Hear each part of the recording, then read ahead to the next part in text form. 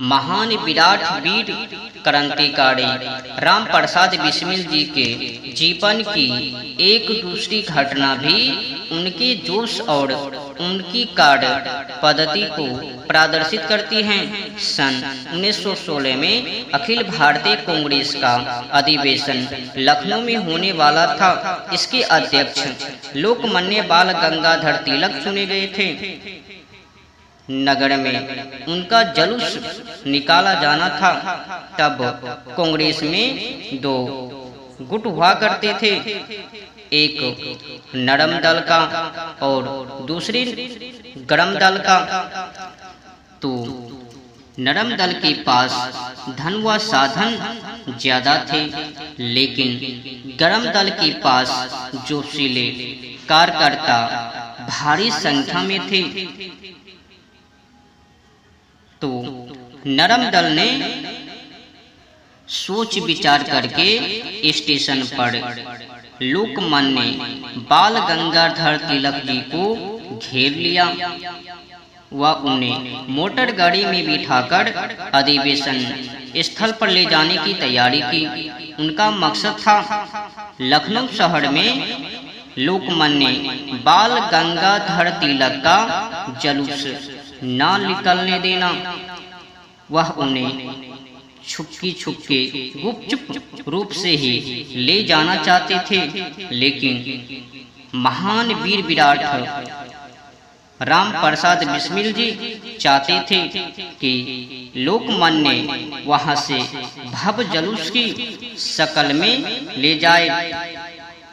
लिहाजा महान विराट वीर क्रांतिकारी पंडित राम प्रसाद बिस्मिल जी उस मोटर गाड़ी के आगे ही लेट गए जिसमें लोकमान्य तिलक को ले जाया जा रहा था। इसका नतीजा यह हुआ है कि मोटर गाड़ी को वही रुके रहना पड़ा।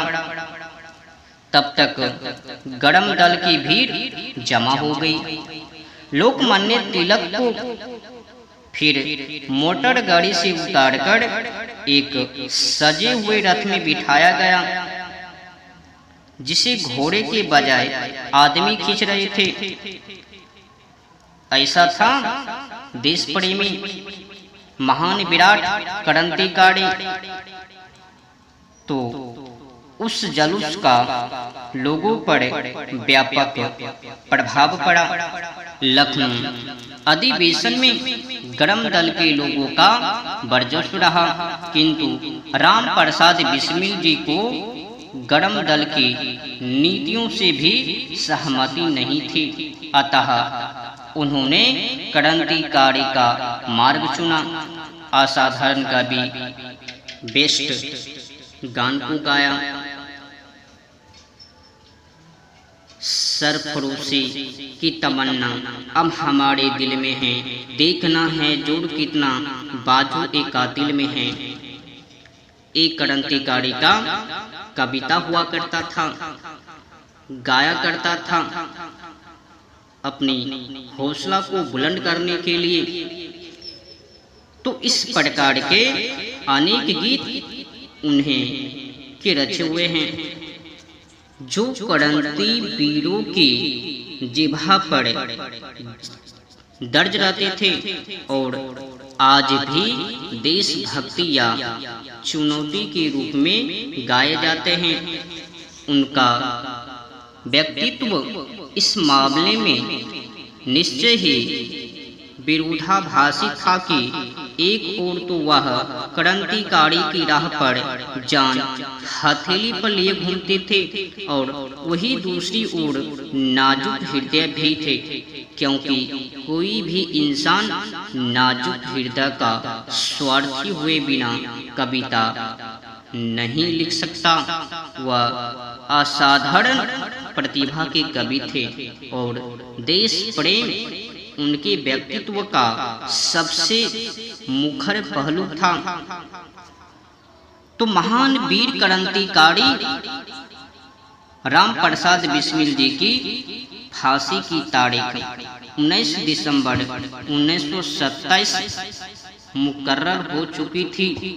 इस कारण हुकूमत ने ऐसे मामले में परंपरा का निर्वहन करते हुए परिवारजनों को फांसी की पूर्व उनसे मिलने की अनुमति प्रदान कर दी थी। माता पिता अपने पुत्र से मिल सकते थे। तब क्रांतिकारी दल के कार्यकर्ता शिव वर्मा मुरलीधर जी के पास आए और उनसे प्रार्थना की कि वह भी राम प्रसाद बिस्मिल जी से भेंट करना चाहते हैं। लेकिन यह तभी मुमकिन था जब मुरलीधर जी उन्हें अपने रिश्तेदार बताकर अपने साथ ले जाते। सत्यवादी मुरलीधर जी ने ऐसा करना कबूल नहीं किया, क्योंकि वह असत्य को आधार बनाकर कोई भी काम करने के विरुद्ध रहते आए थे। तब हारगढ़ शिव वर्मा बिस्मिल जी की मां के पास गए और मंतव्य स्पष्ट किया। मां का नजरिया दूसरा था।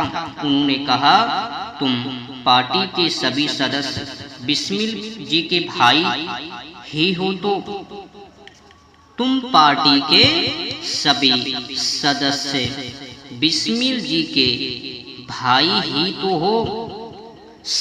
कोई सवाल करे तो बोल देना कि तुम मेरी बहन के पुत्र हो। मिलने की चाह और वह उन्हें भी अपने साथ ले गई। मुरलीधर जी को पता था कि माँ बेटे का रिश्ता कितना भावना प्रधान होता है। इस कारण वह अपनी पत्नी को बिस्मिल से आखिरी दफा मिलने के लिए इस कारण नहीं ले गए कि कहीं वह भावुक होकर रोने ना लगे। अपने प्रश्नों पर उन्हें ज्यादा यकीन थी, किंतु जेल की काल कोठरी में फांसी पर चढ़ने को तैयार बेटे को देखकर पिता संयम का बांध कायम नहीं रख पाए और फूट फूट कर रोने लगे। तब उन्हें धीरज देते हुए बिस्मिल जी ने कहा, क्या पिताजी आप ही रोने लग गए? आप ही रोने लग गए हो? मैंने तो सोचा था कि इस मौके पर आप माता जी को हौसला देंगे, किंतु आप तो खुद ही हौसला नहीं रख पा रहे हो। राम प्रसाद बिस्मिल जी के भाग्य से अंतिम समय था। माँ के दर्शन लाभ भी थे, क्योंकि तभी शिव वर्मा को साथ लिए माता भी मिलने आ पहुंची। माँ को देखकर भावुक हुए बिस्मिल की आंखें स्नेहवश भर आई और गला रुध गया। इस पर माँ ने पुत्र के वीर भाव को सचेत करते हुए कहा, बेटा राम, तुम भी भावुक हो उठे। मैंने तो सोचा था कि तुम अभिमान से हंसते हुए फांसी के तकते हो। सुमोगो, तुम मातृभूमि की आजादी के लिए अपनी कुर्बानी देने चले हो, फिर यह कायरता का प्रदर्शन तुम किस कारण से कर रहे हो? तुम्हारी वीरता ही तो इस राह के पथिकों को प्रेरणा देने का कार्य करेगी। बेटा, तुम अपनी वीर को दिखाओ। लेकिन राम प्रसाद बिस्मिल जी ने तत्क्षण ही अपनी भावुकता को काबू करके माँ से लिपटते हुए उत्तर दिया, माँ, तुमने समझाने में भूल कर दी। मौत की मुझे तनिक भी चिंता नहीं है। मैं इस वक्त पूरी तरह से आनंद अनुभव कर रहा हूँ। तुम्हें देखकर प्रेम बस नेत्रों में आंसू आ गए। यह पुत्र का धर्म है, हृदय की दुर्बलता नहीं। तुम मुझ में ऐसी कोई कायरता नहीं पाओगे। माँ, जिसके के लिए तुम्हें तनिक भी पछतावा हो।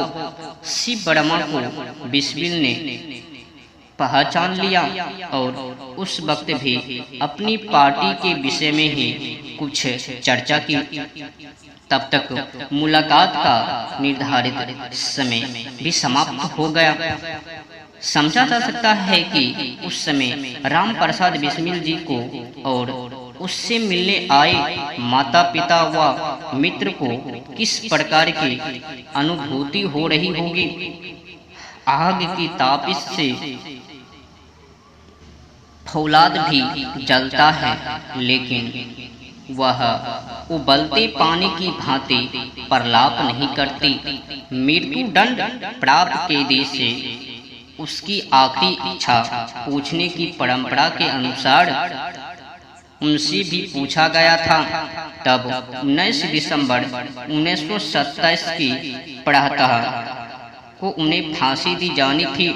तब हवन करने को प्रवृत्त राम प्रसाद बिस्मिल जी ने इच्छा बताई, ब्रिटिश हुकूमत का नाश हो जाए।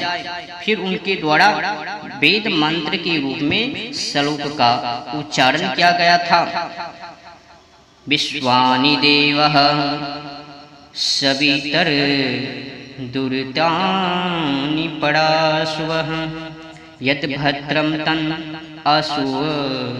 अर्थात हे सविता देव, सब बुराइयों को हमसे अलग कर दे और जो कुछ भी अच्छा है उससे हमें पूर्ण कर दो।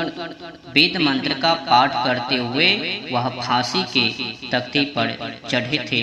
उनके आखिरी शब्द थे, मालिक तेरी राजा रहे और तू ही तू रहे, बाकी ना मैं रहूं ना मेरी अर्जू रहे। तब तक के तन में जान रगों में लहू रहे। तेरा ही जिक्र या तेरी ही जुस्तरजू रहे, जिसका अर्थ है प्रभु मेरी इच्छा पूर्ण हो और तू ही सर्वोपरि है और मैं और मेरी सभी कामनाएं तुझ में विलीन हो जाए। जब तक शरीर में जान और नाड़ियों में हृदय संचल रहे, तब तक तेरा ही गुणगान और तेरा ही ध्यान चलता रहे। इस भाव को देश और भगवान दोनों के अर्थ में लिया जा सकता है। तो इस प्रकार की आत्मकथा राम प्रसाद बिस्मिल जी का और लोकमान्य बाल गंगाधर तिलक जी का